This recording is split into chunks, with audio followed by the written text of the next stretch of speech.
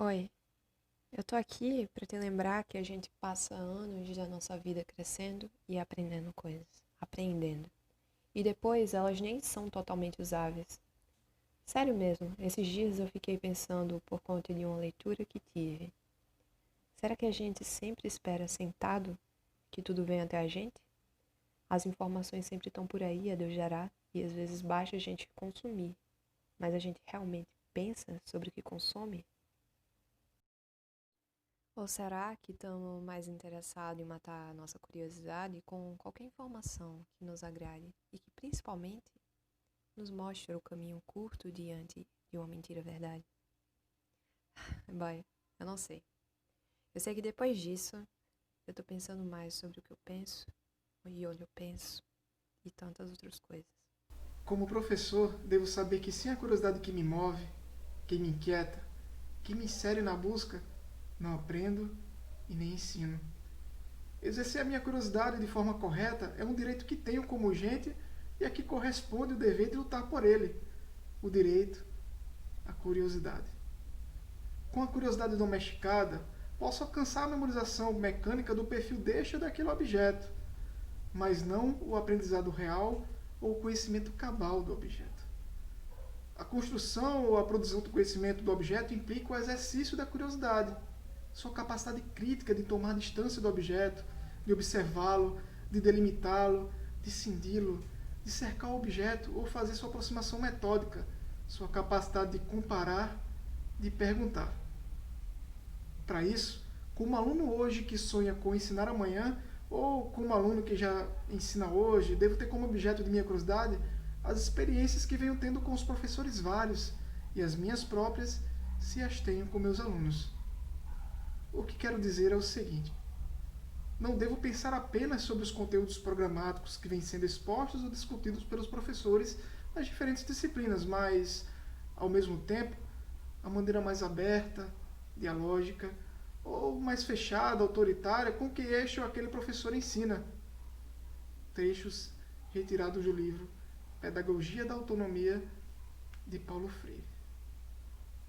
Eu estava pensando aqui sobre a problematização do ensino de ciências e estava vendo que tem características próximas quando a gente está jogando videogame e está passando por aquela fase bastante difícil e parece que a gente não vai conseguir, né, ultrapassar aquele desafio. Só que aí acaba que a gente consegue ultrapassar e aí a gente tem um prazer enorme de ter passado aquilo ali. Tanto que quando a gente joga novamente, naquele mesmo ponto do jogo, quando a gente chega nesse desafio, a gente consegue passar da maneira mais fácil, até porque a gente conseguiu enfrentar o problema e sabe exatamente como chegar ali e os diferentes caminhos para poder conseguir chegar ali. No ensino de ciências, né, a problematização, ele traz características bem próximas. Por exemplo, o professor vai trazer um conteúdo e uma problematização, né, desse conteúdo, onde o aluno ele vai tentar resolucionar, né, onde ele vai criar vários caminhos para poder conseguir chegar naquela resposta. E durante esse caminho é que o aluno ele vai conseguir sentir o prazer, né, de estar estudando ciência e principalmente de conseguir resolucionar aquilo. E aí, sempre que ele vê novamente isso na sua vida, isso vai ter uma significância bem maior, porque ele conseguiu passar por aquilo, isso traz um prazer interno e também durante esse processo, além disso, desperta bastante curiosidade. Então, fazendo essa reflexão e fazendo essa comparação, a gente pode chegar, né, a dizer que a problematização ela é sim uma forma de ensino que traz prazer e também que deixa o conteúdo bem mais significativo, né, na vida do aluno. Não basta apenas ser curioso, né? Não basta estimular essa curiosidade. E nem somente o pensar, mas o pensar certo, né? Como dizia Paulo Freire, muito mais do que pensar, é pensar certo, ou seja, ter coerência, ter ética nesse pensamento e uma curiosidade sistemática, uma curiosidade que ela investiga, né? Que ela vai além. E a questão do conhecimento não como dado, não como pronto e acabado, mas aquele conhecimento estabelecido, a ciência como um todo, não aceitar a ciência como absoluta ou determinística, né? Mas questionar a própria ciência e além disso, né? ter um processo de ruptura, de fazer novos saberes, de construir novos saberes, de reaprender, né? Então, utilizar os conhecimentos que você já tem da ciência como um todo e utilizar esses conhecimentos de uma forma múltipla, né? Que você possa não só ver o conhecimento como dado e pronto, mas aplicar a sua, digamos, a sua realidade, ao seu cotidiano, a política que se está vivendo, né? Ao contexto em que está inserido aquele aluno, aquele cidadão, porque o educador ele é um formador, né?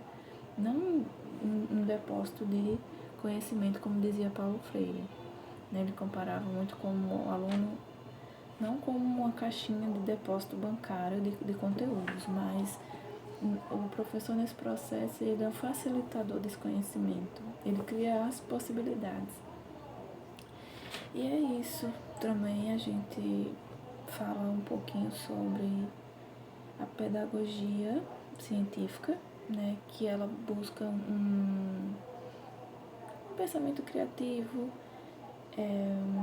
um pensamento ávido e também um pensamento que se renova, que se reconstrói, que reaprende, que está disposto ao novo, né, que não tem medo de mudar de ideia, de avaliar novamente as coisas e considerar as experiências do aluno, de que o aprendizado ele não é apenas uma transferência de conteúdo, mas uma troca de saberes, né? O professor não é um detentor do conhecimento.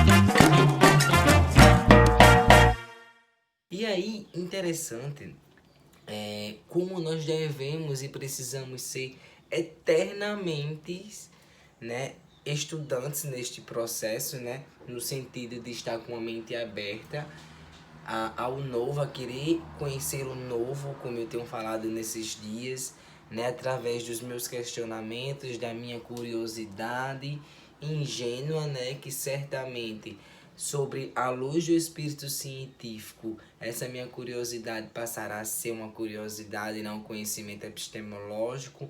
A gente precisa problematizar, né? A gente precisa questionar as coisas que nos cercam, tá entendendo? Assim, querendo entender o porquê daquilo, porquê aquilo é daquela forma, Esse processo de construção tem que existir, né? A gente tem que se questionar, a gente tem que lançar hipóteses, né? Reconstruir hipóteses, né?